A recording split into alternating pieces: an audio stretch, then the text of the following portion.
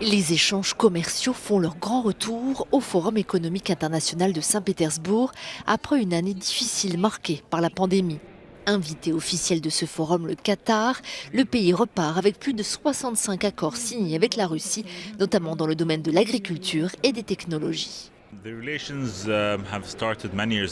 Nos relations ont commencé il y a de nombreuses années. Nous avons vu une augmentation d'environ 50% du commerce entre les deux pays.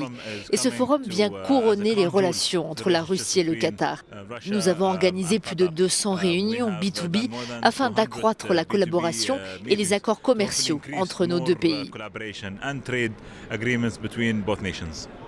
En dépit des tensions diplomatiques, le président russe Vladimir Poutine s'est félicité de la forte présence américaine au forum. Et malgré les sanctions et les problèmes de visa, les Américains qui gagnent de l'argent en Russie restent assez optimistes.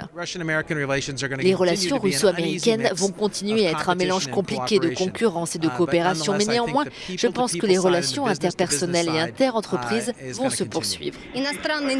Une étude présentée ici montre que le nombre d'investissements directs étrangers en Russie a considérablement diminué à cause de la pandémie.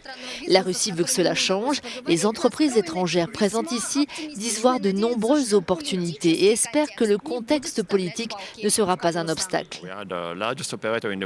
Nous sommes le plus grand opérateur au monde dans le domaine des énergies renouvelables et nous pensons que la Russie a un incroyable potentiel inexploité dans ce secteur. Je crois que nous avons une ambition croissante parce que je suis à peu près sûr que les ressources naturelles dans ce pays sont énormes. C'est le pays de l'énergie. Mais il ne s'agit pas seulement de l'énergie qui se trouve dans le sous-sol, mais de l'énergie que nous avons en termes de vent et de soleil. Donc nous sommes assez optimistes sur le fait qu'investir dans ce secteur en Russie serait une grande opportunité pour les sociétés occidentales. Le climat des affaires s'est nettement amélioré en Russie.